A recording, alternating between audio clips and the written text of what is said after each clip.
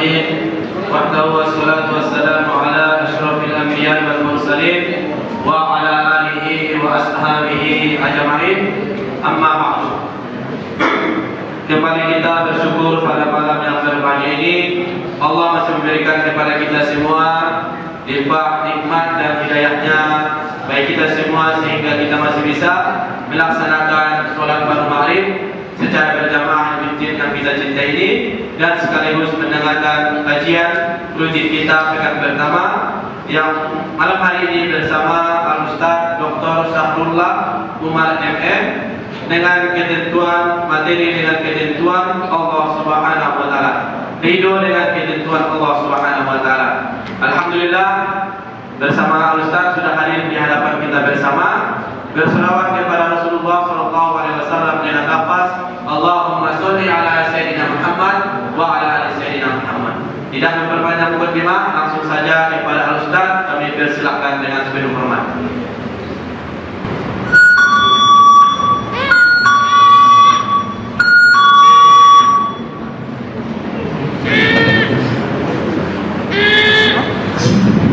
Assalamualaikum warahmatullahi wabarakatuh. Alhamdulillahilladzi khalaqal insana 'allamahu al-bayan. Asyhadu an la ilaha illallah wahdahu la syarika lah wa asyhadu anna Muhammadan abduhu wa rasuluh. Allahumma shalli wa sallim wa barik ala Muhammadin wa ala alihi wa ashabihi wa man tabi'ahu bi ihsan ila yaumiddin. Amma ba'd. Ya Allah, ittaqullah haqqa tuqatih wa la tamutunna illa wa antum muslimun. Raditu billahi rabba wa bil islam dina wa bi Muhammadin nabiyya wa rasulah. Ma'asal muslimin, jamaah salat maghrib yang dirahmati Allah. Nabi Ayyub alaihissalam diuji oleh Allah Subhanahu wa taala dengan sakit selama 18 tahun. Nabi Ayyub sakitnya 18 tahun. Selama sakit tersebut Nabi Ayyub tak pernah berdoa untuk disembuhkan. Tidak pernah berdoa untuk disehatkan.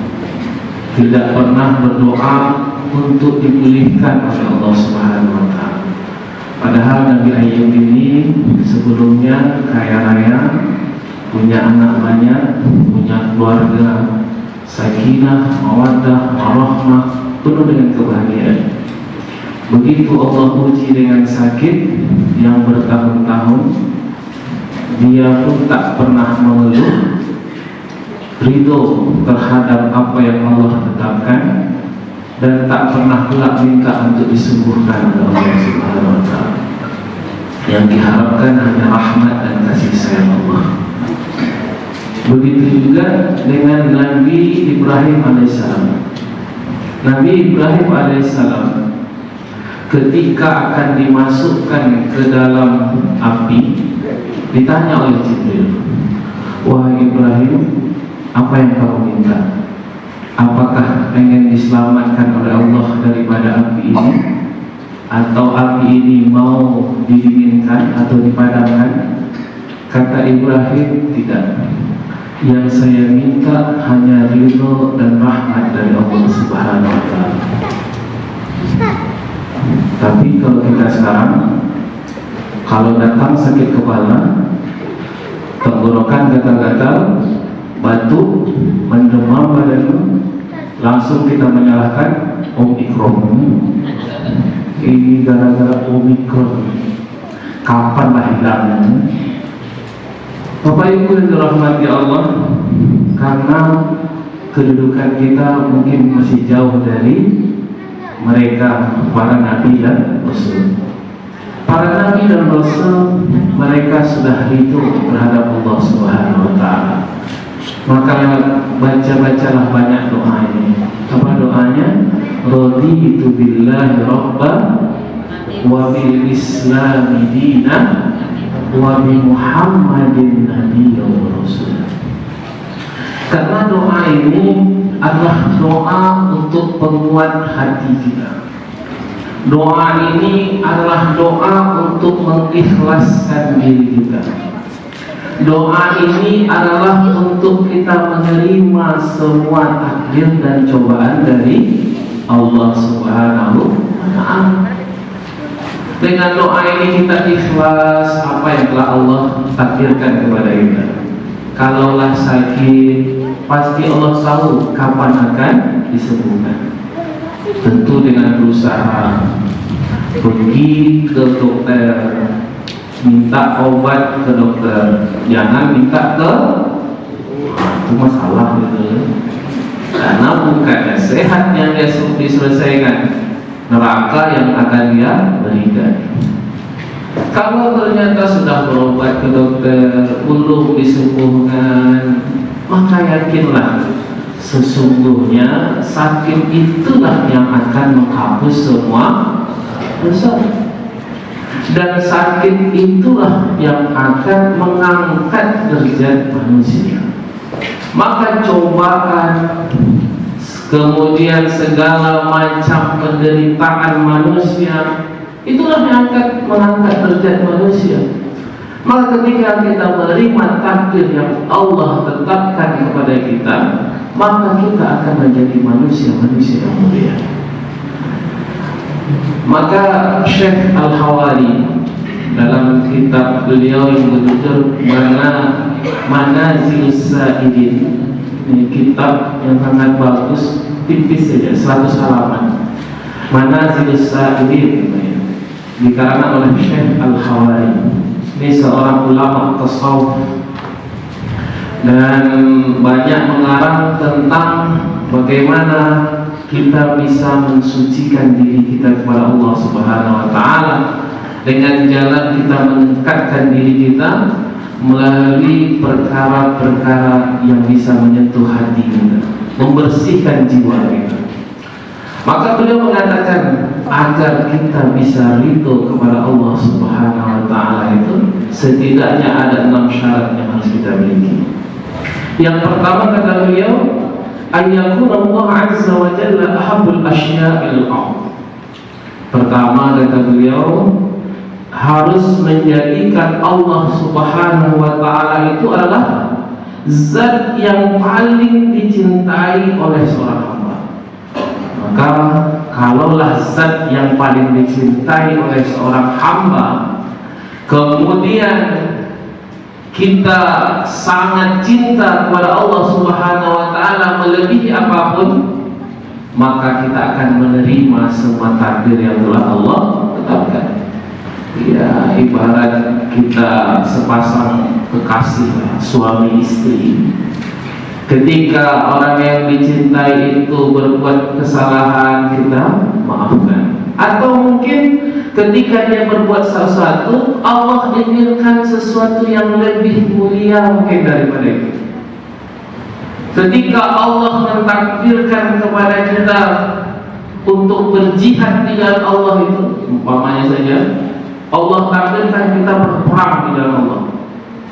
Anggaplah sekarang ada musuh di hadapan kita, umpamanya apa? Amerika, umpamanya Israel, umpamanya. Kita dihadapkan untuk berperang dengan Israel, umpamanya sekarang. Maka kata Allah, jangan dikira itu buruk. Sebagaimana Allah menyebutkan, kutiba alaikumul qital wa huwa kurhul lakum. Telah diwajibkan kepada kamu berperang walaupun itu engkau benci. Siapa yang tak suka berperang?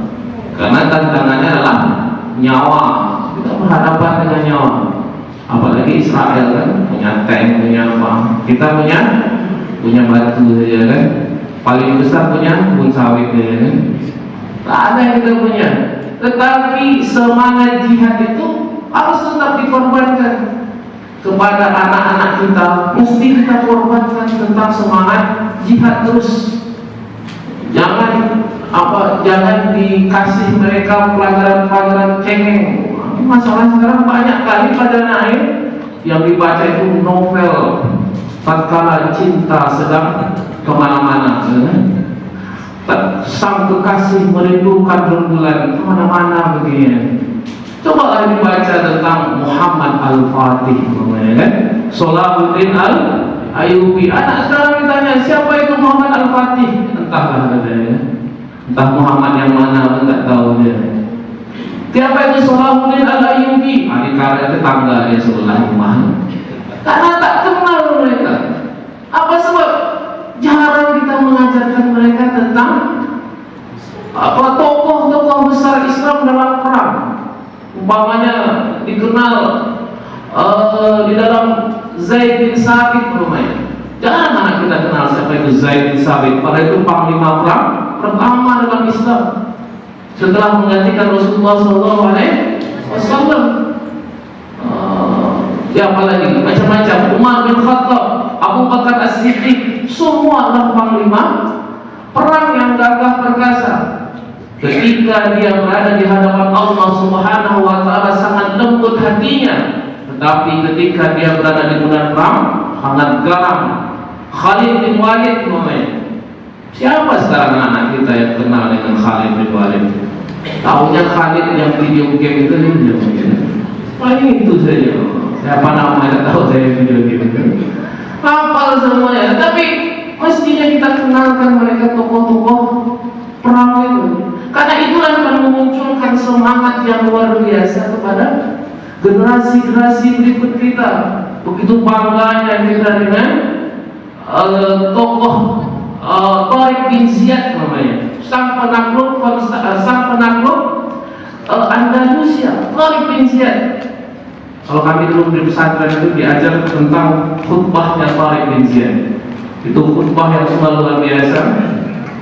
Dalam khutbah itu beliau sebutkan ketika dia sudah bisa menyeberangi Selat Gibraltar. Jadi Selat Gibraltar itu selat yang memisahkan antara Afrika dengan Eropa ketika itu Spanyol.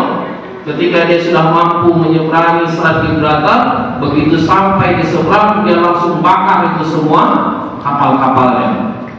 Kemudian langsung berpidato, innal aduwwa amamakum wal bahra bara'akum aina tafirun. Sesungguhnya di depanmu ini ada musuh, di belakangmu ada laut. Kemana engkau akan lari? Maka berjihadlah di jalan Allah. Sesungguhnya yang engkau cari adalah syahid fi sabilillah. Hafal anak-anak kita sekarang. Itu sungguh luar biasa pidatonya, khutbahnya, bagaimana membakar yang jumlahnya hanya sedikit ketika itu. Tentara Tariq bin Ziyad ini hanya sedikit saja. Bayangkan dengan tentara Spanyol digabungkan dengan tentara Prancis ketika itu, mereka sudah bersiap dengan pasukan yang sungguh luar biasa. Tetapi dengan kekuatan iman kepada Allah, anak orang-orang mukmin ini, walaupun jumlahnya sedikit, mereka ini sangat kuat. Kenapa? Karena diiringi dengan qiyamul lail di malam harinya dan berperang di siang hari. Itulah kekuatan orang-orang mukmin ketika itu.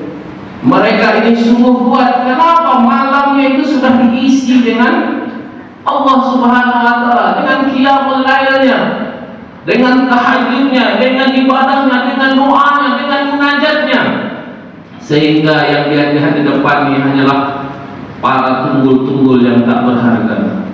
Maka tak gentarlah orang-orang Islam. Kenapa? Yang dia lebih cintai adalah Allah Subhanahu wa taala. Maka ketika perang itu yang lebih dicintai oleh orang Islam itu apa? Syahid fisabilillah.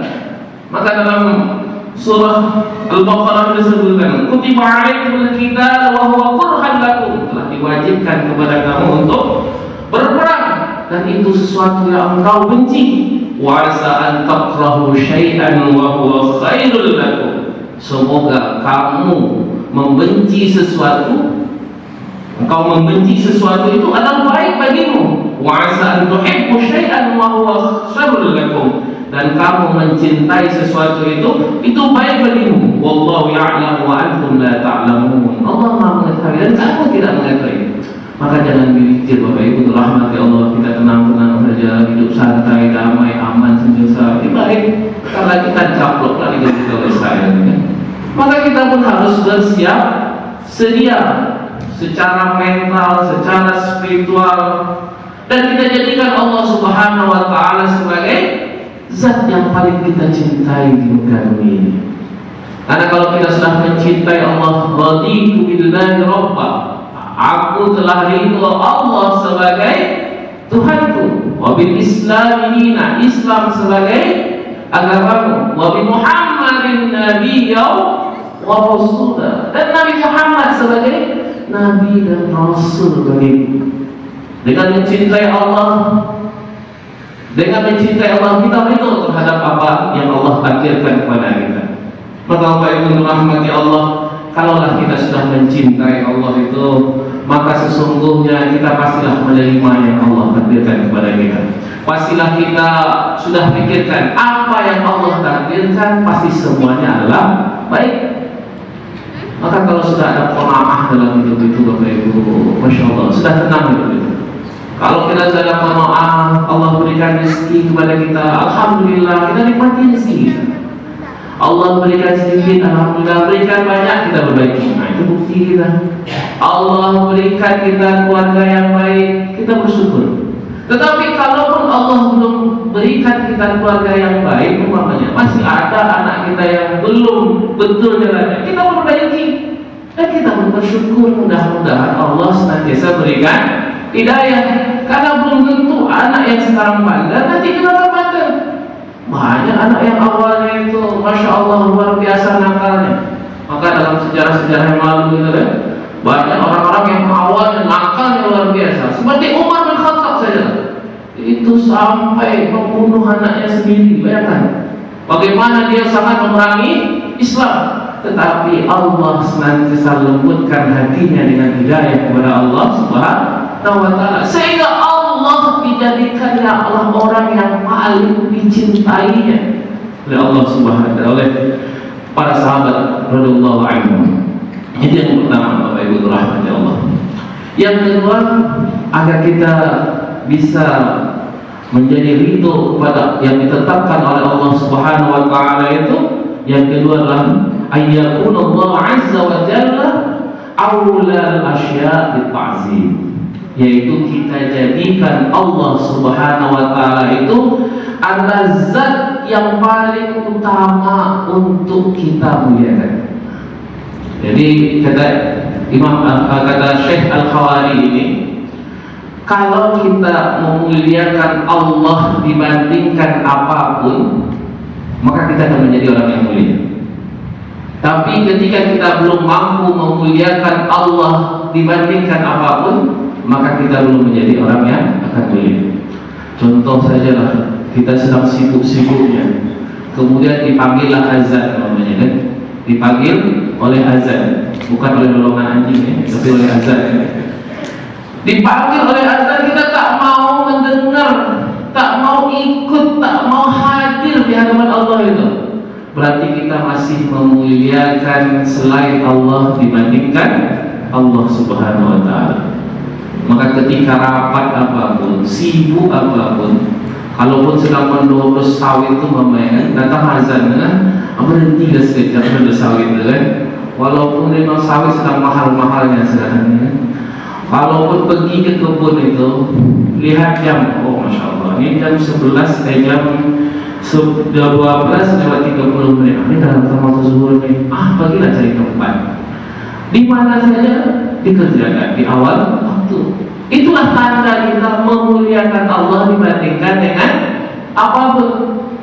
Ketika kita umpamanya sedang dipanggil oleh pejabat umpamanya, datang waktu sholat, maka sholat saja dulu. Kalau kita lebih menghargai Allah Subhanahu wa taala, maka ada satu kisah itu tentang seseorang yang pergi ke luar negeri lah waktu itu, naik pesawat. Begitu dia akan naik pesawat, itu pesawat itu sudah siap-siap waktu mau terbang. Ini sebentar lagi waktu mau terbang. Kebetulan pesawatnya pagi subuh. subuh jam 5 lewat 5 menit lah kira-kira. Itu ketika subuh ini mau masuk, ini pesawatnya berangkat sebentar lagi. Nah, ini sudah dipanggil di sana. Seseorang yang taat beragama ini, walaupun ini sudah dipanggil, dia sholat saja dulu.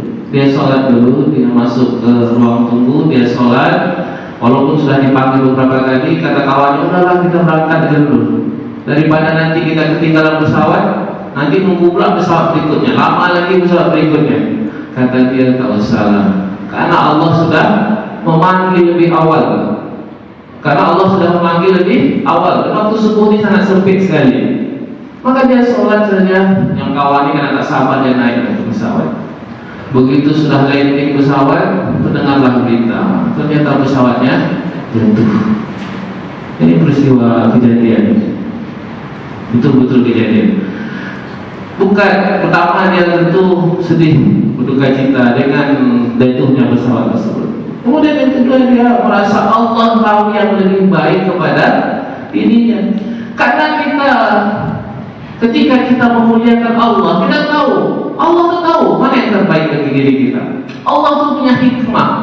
Karena yang tahu maslahah itu adalah Allah.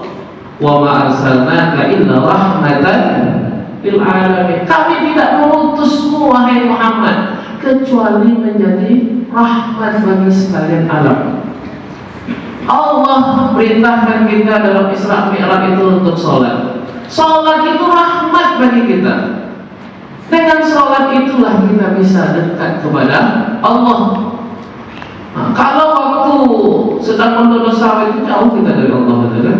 Waktu sedang kita bekerja itu jauh kita dari Allah. Satu-satunya jalan kita dekat kepada Allah adalah ketika kita sholat.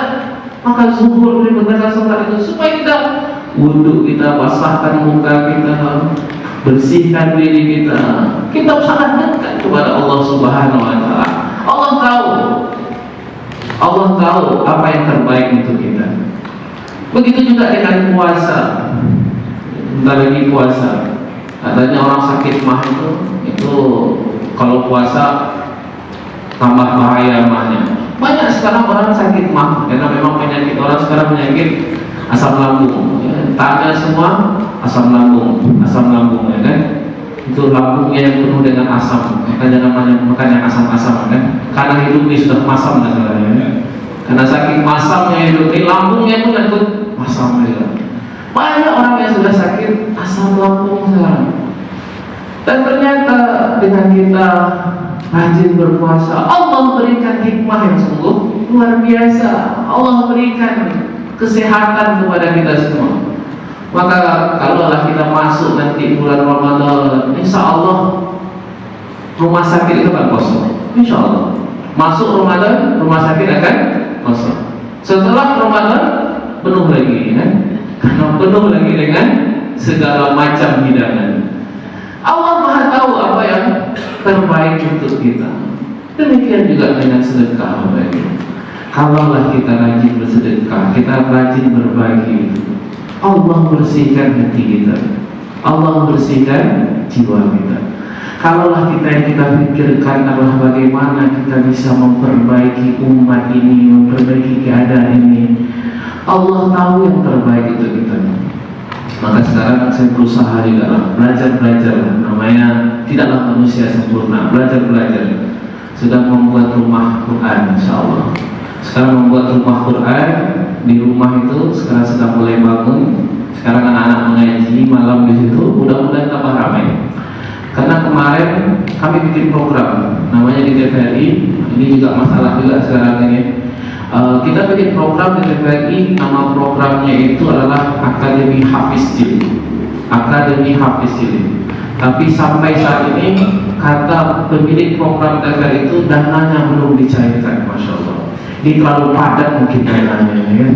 Saking padatnya itu dananya tidak dicairkan sampai saat ini. Padahal menunggu antrian ini sudah ada 170 anak yang mau ikut berlomba.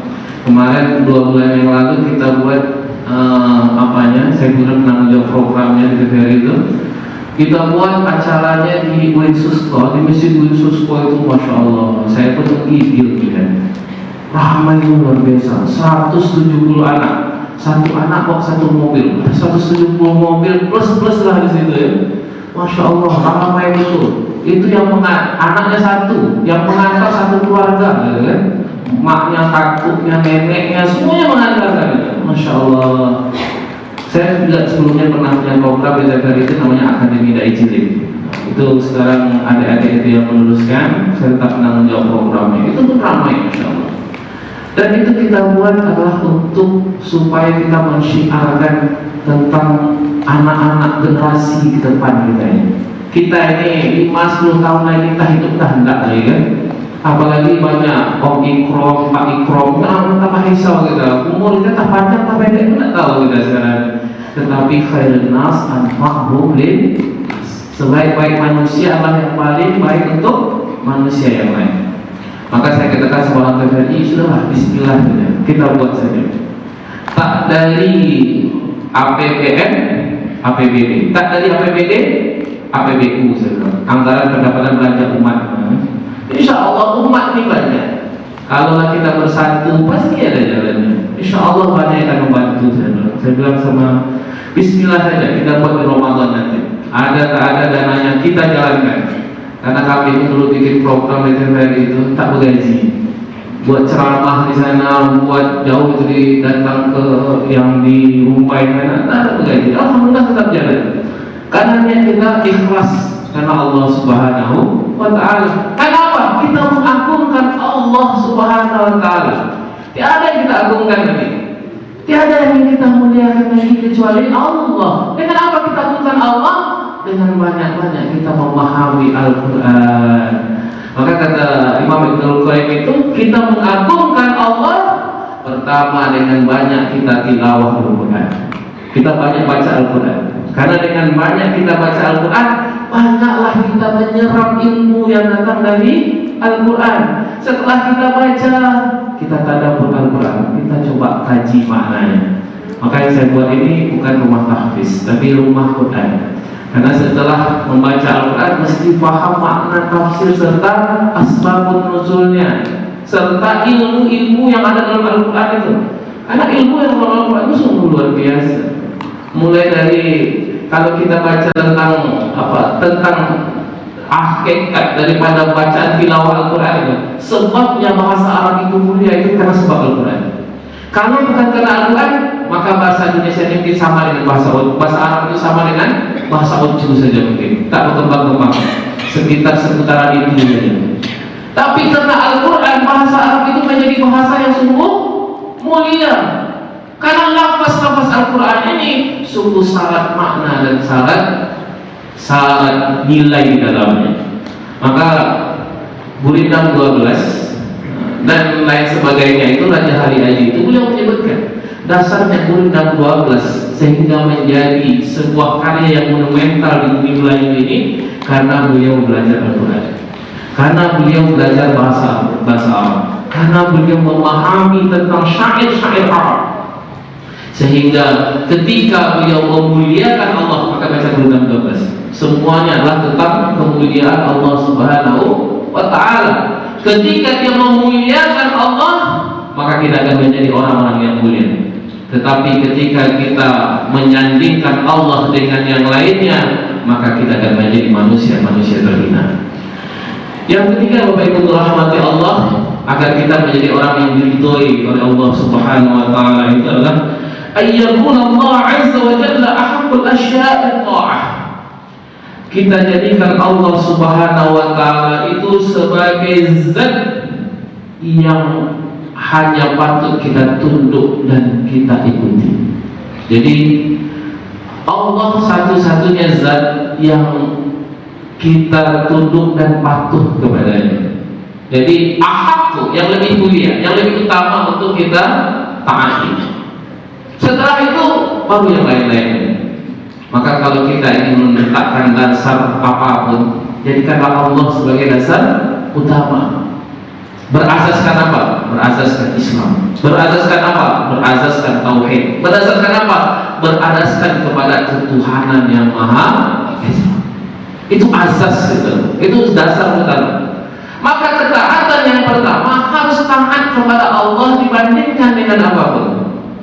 Ketika kita sudah taat kepada Allah, menjalankan perintah-perintah Allah, menjauhi larangan-larangan Allah, karena menjauhi larangan Allah ini tantangan.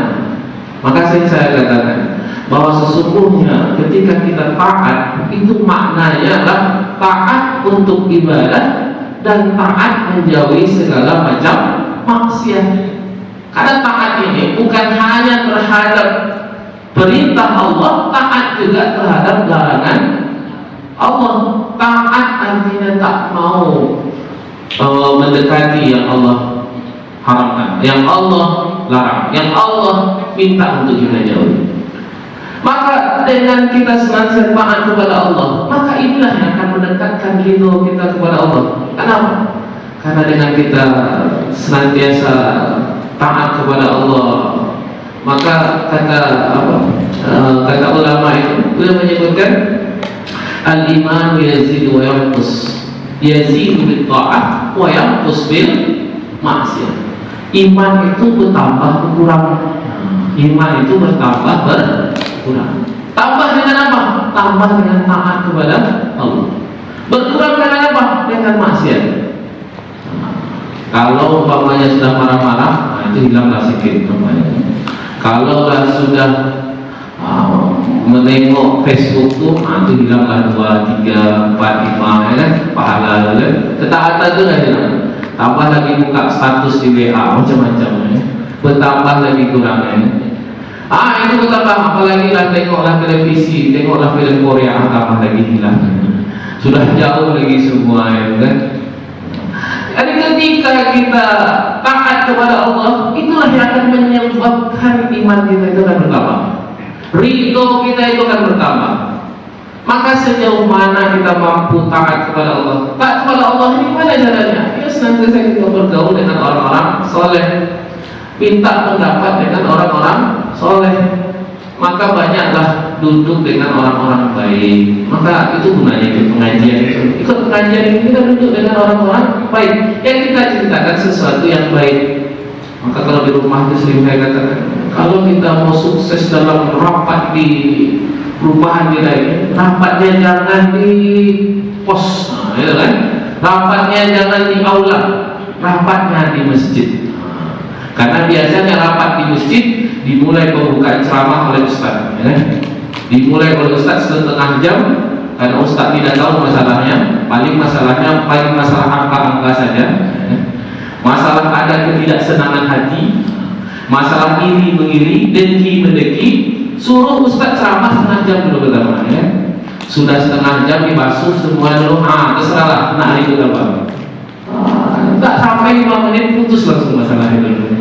Saya pernah coba praktekkan di perumahan saya bilang nanti kita buat rapat. Sebelum rapat kita buat ceramah semuanya. Cerita ajalah tentang Nabi Rasul semuanya. 5 menit langsung putus masalahnya. Alhamdulillah selesai. Kita tutup dengan alhamdulillah. Mari kita pulang. Makan sama-sama. Yang penting makan. Rapat dan rapat yang penting ada hidangan di depan. Alhamdulillah. Kenapa? Ketika kita bergaul dengan orang baik, kita mendapatkan ilmu yang baik, kita mendapatkan kajian yang baik, kita mendapatkan pencerahan yang baik, maka kita akan menjadi orang-orang baik. Tapi hati-hati juga sekarang, banyak juga tempat pengajian, pulang dari tempat pengajian itu malah mencerai suami istri. Ada juga apa sebabnya? Katakan ternyata saya sudah menikah dengan suami ini ahli bid'ah, ini suami ini tak berjenggot, kan? Celananya tak mau dinaik-naikkannya, padahal itu kan masalah khilafiyah. Semua itu ada, semua ada pendapat ulama. Memang harus hati-hati juga. Maka ulama itu sudah mengajarkan kepada kita bahwa kalau masalah fikih 1400 tahun yang lalu, ketika para ulama Imam Syafi'i, Imam Ahmad bin Hanbal, Imam Syafi'i, kalau kita belajar sejarah, Imam Abu Hanifah ini lahirnya di awal pertama. Kemudian Imam Malik belajar banyak kepada Imam Abu Hanifah. Kemudian setelah Imam Syafi'i guru langsungnya adalah Imam Abu Hanifah, Imam Malik. Kemudian Imam Malik ini, kemudian Imam Syafi'i pun belajar kepada Imam Abu Hanifah. Imam Ahmad bin Hanbal guru langsungnya adalah Imam Syafi'i. Mereka ini berbeda dari semua pendapat. Tetapi Imam Syafi'i ketika dia sholat di tempatnya Imam Ahmad, karena pada suatu ketika Imam Syafi'i itu diundang oleh Imam Ahmad ke rumahnya untuk penghargaan kepada Imam Syafi'i. Oleh Imam Ahmad ini dimintalah Imam Syafi'i untuk menjadi imam. Pendapatnya Imam Syafi'i dia pakai kunut. Pendapatnya Imam Ahmad dia tidak pakai kunut. Karena itu mazhabnya, itu pendapatnya. Karena berbeda cara mengambil keputusannya. Kalau kita dalam kajian fikih itu kita sudah bahas tuntas itu. Ketika Imam Syafi'i sholat di tempatnya Imam Ahmad, dia tak mau baca kunut. Padahal pendapatnya dia baca kunut. Apa sebab dia menghargai? Karena dia di rumahnya Imam Ahmad. Walaupun Imam Ahmad muridnya, kalau bilang ini saya guru, saya lebih tahu daripada kau, kan gitu kan? Still, saya ini gurunya ente mesti harus ikut saya, kan gitu. Tapi Imam Syafi'i ini tahu bahwa Imam Ahmad ini punya manhaj, punya metode, punya cara ketika dia mengambil sebuah kaidah hukum. Maka ketika dia sholat di tempatnya Imam Ahmad, dia tak mau baca kunut. Itulah cara menghargai perbedaan pendapat. Aku bahwa Allah itu adalah sezat yang paling patut ditaati. Yang keempat, Bapak Ibu dirahmati Allah, agar kita bisa menjadi orang yang ridho kepada Allah Subhanahu wa taala, itu adalah dengan al-istiwaul halat indal abd. Kita sama keadaan kita, seorang hamba itu sama keadaannya dalam waktu apapun. Syekh Al-Hawali dalam kitab beliau Manazilus Sa'il itu menyebutkan yang dimaksud dengan istiwaul halat indal abd itu kesamaan seorang hamba dalam semua waktu itu, baik dalam waktu senang atau susahnya dia sama keadaannya. Dia tak pernah untuk komplain kepada Allah dalam setiap keadaan. Ketika dia diberikan rezeki kepada Allah, sama saja dengan ketika dia diberi rezeki oleh Allah. Ketika dia diberikan jabatan, tidaklah sibuk buat pesta ulang tahun, ya kan? Atau pesta pengukuhan, ya, pesta pengangkatan sebagai Datuk Laksmana, ya. Tak sibuk-sibuk betul, ya. Istiwaul halat sama saja. Dalam Al-Quran disebutkan likai la ta'sau ala ma fatakum wa la tafrahu bima atakum. Tidaklah berputus asa dengan apa yang menimpamu, dan tidak pula terlalu berbahagia dengan apa yang Allah berikan kepadamu. Maka orang yang ridho ketika dia diberikan anugerah oleh Allah Subhanahu wa taala, dia biasa-biasa saja. Maka para ulama kita ketika mereka mendapatkan karunia dari Allah, mereka itu orang yang biasa-biasa saja. Imam Malik itu dikenal sebagai seorang yang kaya raya sekali. Setiap bulannya dia diberikan oleh oleh raja itu penghargaan yang sungguh luar biasa. Dan Imam Malik ini terkenal dengan orang yang sangat tegas sekali. Jadi pernah pada suatu ketika Imam Malik ini akan dikunjungi karena raja ketika itu berada di Kufah. Raja ketika itu berada di Damaskus. Khalifah ketika itu berada di Baghdad, kena masa Khalifah Abbasiyah. Raja ketika itu berada di Baghdad. Kemudian beliau berada di Madinah. Ketika raja datang ke Madinah, raja katanya mau belajar sama Imam Malik. Ketika mau belajar muatoknya Imam Malik itu, raja ini karena dia merasa raja, dia itu pengen duduklah di samping kiai, di samping Imam Malik. Ketika tahu seperti itu, maka oleh penggawanya disiapkanlah tempat di situ, di samping Imam Malik. Kata Imam Malik, saya mau mulai belajar ini, saya mau mulai mengajarkan Muwatta, yaitu kitab hadis oleh Imam Malik itu. Tapi biasanya dalam adab belajar mengajar ini, guru dan ilmu itu lebih dimuliakan, karena seorang raja, seorang khalifah, tapi khalifah yang punya hati. Sekarang masalahnya banyak khalifah tak punya hati, banyak gubernur, presiden tak punya, kan banyaknya kan. Tapi karena Khalifah Harun ar-Rasyid ini tahu dia maksud Imam Malik itu, oh iya, langsung dia turun duduk dia sama-sama yang lainnya, dia hargai Imam Malik. Barulah Imam Malik mulai cerita, barulah Imam mengajar. Ketika itu diminta oleh Khalifah untuk datang belajar untuk datang Imam Malik ke Baghdad. Kata Imam Malik, al-ilmu ya'ti wa la yu'ta. Ilmu itu didatangi, bukan ilmu itu didatangi, bukan mendatangi. Itulah karisma Imam Malik. Tetapi Imam Malik ini dari sisi kekayaan sungguh luar biasa.